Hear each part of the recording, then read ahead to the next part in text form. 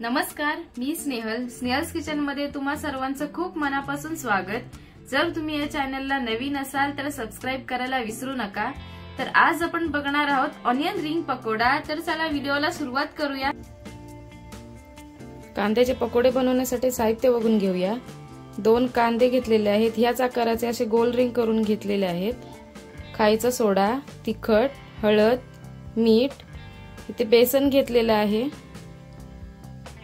याच पातेल्यात आपण बेसन भिजवून घेणार आहोत, त्यासाठी पीठ भिजवून घेऊया।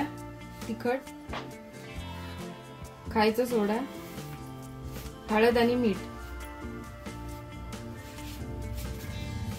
मसाले व्यवस्थित एकत्र करून त्यात लागेल तेवढं पाणी टाकायचं। बघू शकता इथे पीठ तयार आहे। त्यात गोल रिंग आलटी पलटी अशा ढवळून घ्यायच्या।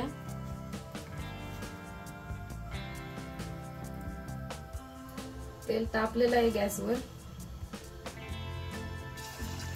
त्यात एक एक करून सोडून घेऊया।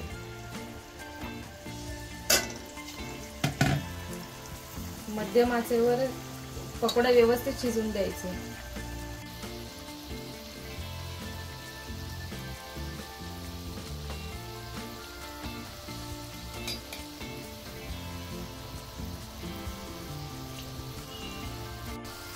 याच पद्धतीने आपण बाकीचे कांद्याचे पकोडे तयार करून घेऊया।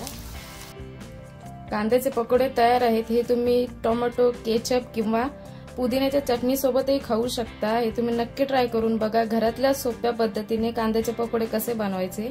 तर आज आपण बघितला ऑनियन रिंग पकोडा। ही रेसिपी तुम्ही नक्की ट्राय करून बघा। कशी वाटली ते कमेंट मध्ये कळवा।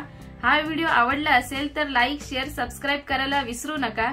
भेटूया पुढच्याच अशा एका रेसिपी मध्ये। तोपर्यंत स्वस्त रहा, मस्त रहा। धन्यवाद।